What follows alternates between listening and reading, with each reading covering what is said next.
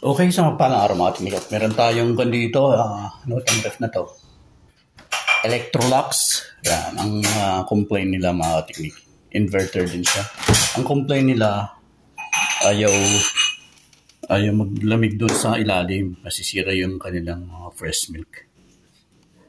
So, kung mapapansin mga kateknik, yung kanyang thermostat, hindi na ma-adjust. Naka-maximum yung thermostat, hindi na ma-adjust. Dahil sobrang nag-yelo sa loob. So, di-defrost natin, pero yun nga walang defrost button on man. So, ang gagawin natin, tatanggalin natin yung mga ice sa loob. Tignan yung daming ice. Nag-yelo sa loob. Nag-yelo siya. Sobrang nag-yelo mga teknik sa likod nung kan na to, plastic na to. Yan. Sobrang nag-yelo.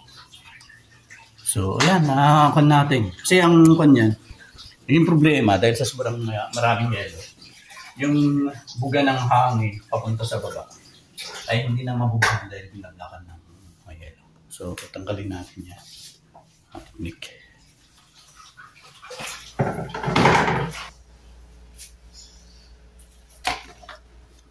So, makikita niyo ka-teknik.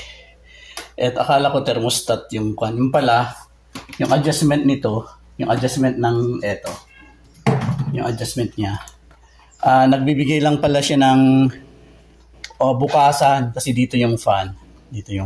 Pag nilagay dito, holder, binubuksan niya yung daanan ng, sinasaraduhan niya yung daanan ng hangin pababa. Ito yung hangin niya. Ito yung fan. Yan. Kung titignan nyo, yan yung fan. Dapat yung buga ng hangin pupunta rito. Pupunta doon sa baba.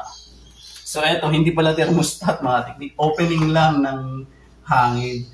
Ngayon, kung gusto mo sobrang malamig dito, isasarado mo yung hangin.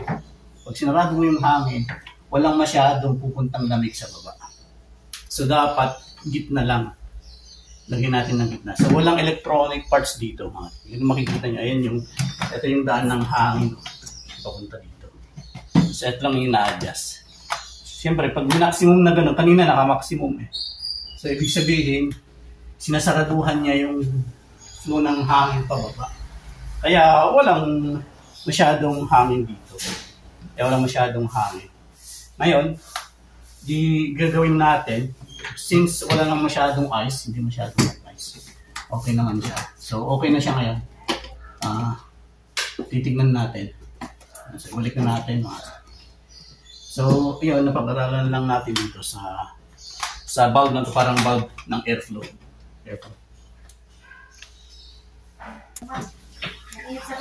So, tignan nyo katiknik yan. Ito yung daanan ng hangin. Mula sa fan na to, dadaan yung hangin papunta sa ilalim. Yan, sa ilalim na yan. Yan. So, yan. Hopefully, maging okay na siya. Ibabalik na natin yung mga linisan lang nila. Linisan lang natin bago natin ibalik. Then, testing natin ulit.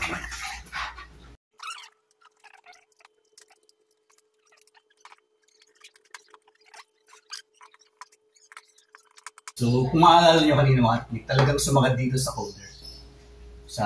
Talagang yung lagusan ng hangin pababa. Sarado. Ngayon, lagay lang natin sa middle. Saksak natin.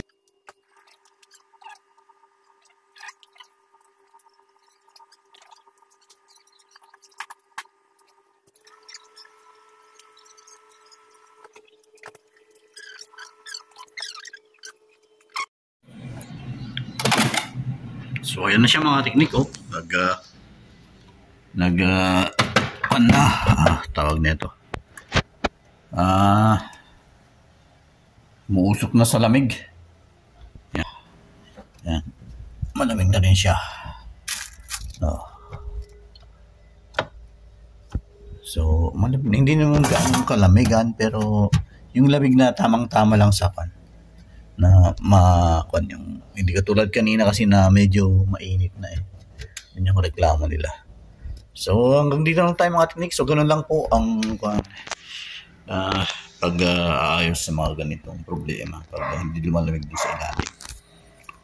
Okay, more power po and God bless.